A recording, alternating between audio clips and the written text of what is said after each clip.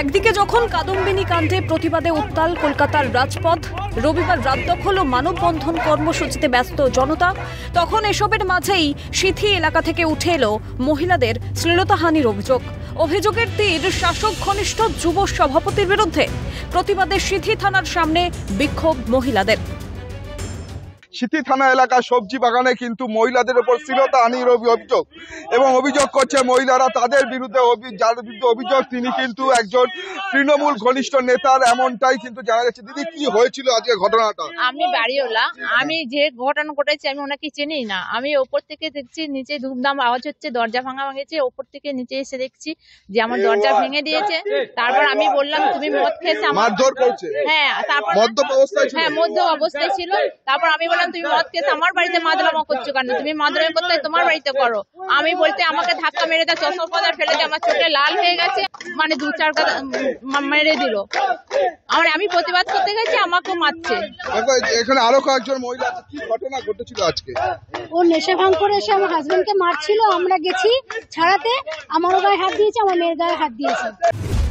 এ কোন সমাজ যেখানে মহিলাদের প্রতি মুহূর্তে নিরাপত্তাহীনতায় ভুগতে হয়?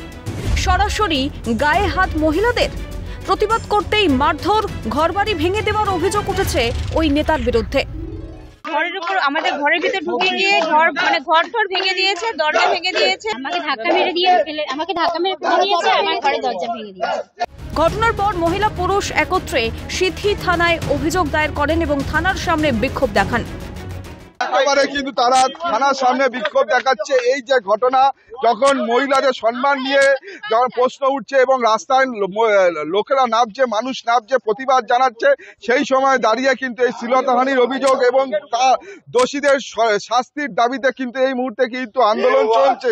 এখনো পর্যন্ত হচ্ছে জাস্টিসের দাবিতে তাদের এই আন্দোলন চলছে। অভিযুক্তকে অবিলম্বে গ্রেফতারের দাবিতে সরব হন তারা। গ্রেফতার না করা হলে প্রতিবাদ চলতেই থাকবে, হুঁশিয়ারি দেন বিক্ষোভকারীরা। আন্দোলনে জাস্টিসের বিরুদ্ধে যারা শ্লীলতাহানি করেছে তাদের অবিলম্বে গ্রেফতার করতে হবে, নাহলে আমরা সারাদিন এখানে থানায় বসে থাকবো। আজকে সারা রাত থানায় বসে থাকবো। আমরা জাস্টিস চাই, ওকে অ্যারেস্ট চাই, ওকে এক্ষুনি অ্যারেস্ট করতে হবে, অ্যারেস্ট করতে হবে, নাহলে এই সমাজে কেউ থাকতে পারবে না।